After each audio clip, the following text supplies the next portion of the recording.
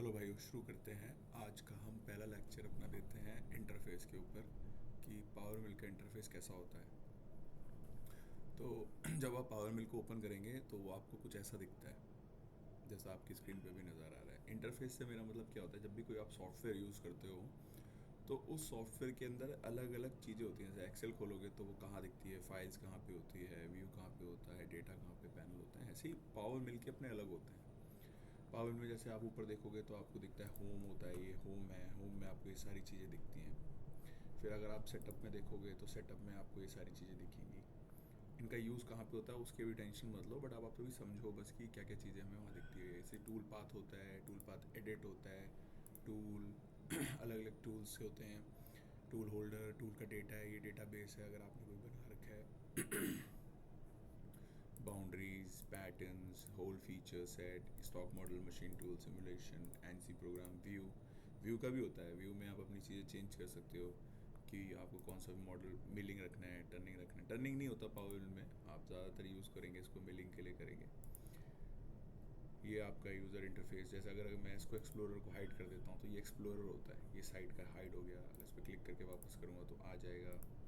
ऐसे करके चीज़ें होती है। जैसे स्टेटस आप हटा दोगे तो नीचे से स्टेटस मूव हो जाएगा। आप स्टेटस ऑन करोगे तो नीचे आपको स्टेटस दिखने लगेगा। कमांड विंडो ओपन कर दोगे तो यहाँ पे आप अपने कमांड डाल के भी काम कर सकते हो, बट वो चीज़ें अभी आपकी यूज़ की नहीं है।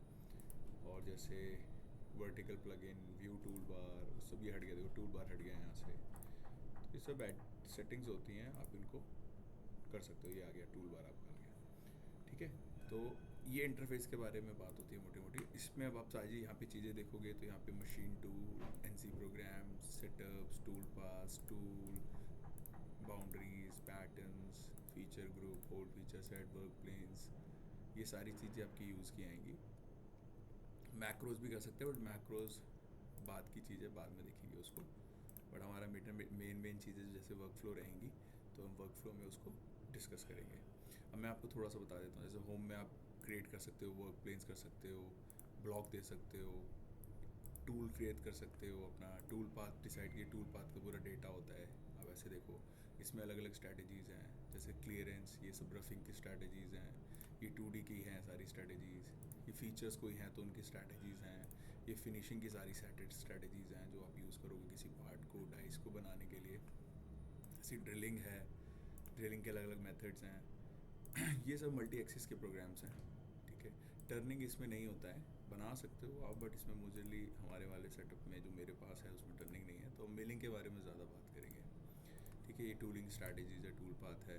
यहाँ पे भी दे रखे होते हैं कि जो आप यहाँ पे डाल सकते हो, जो आपकी फ्रीक्वेंटली यूज़ करने वाली टूलिंग स्ट्रैटेजीज़ हैं।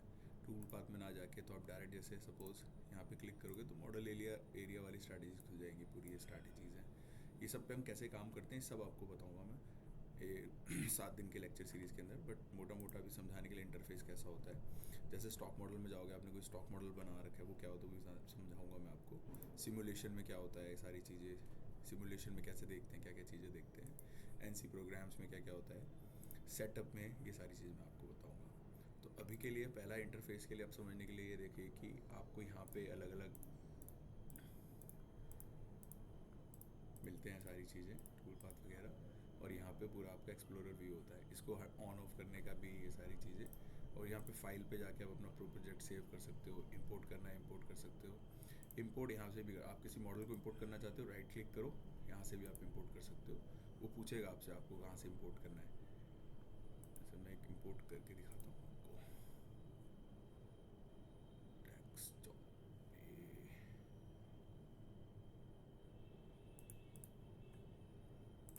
अगर हम डेस्कटॉप पे जाते हैं, ओके, डेस्कटॉप पे जाके कोई एक उठा लेते हैं मॉडल हम। जैसे ही उठा लेते हैं तो वो इंपोर्ट कर रहा है, अभी डेटा रीड कर रहा है, वो उसको रीड करने दो आप।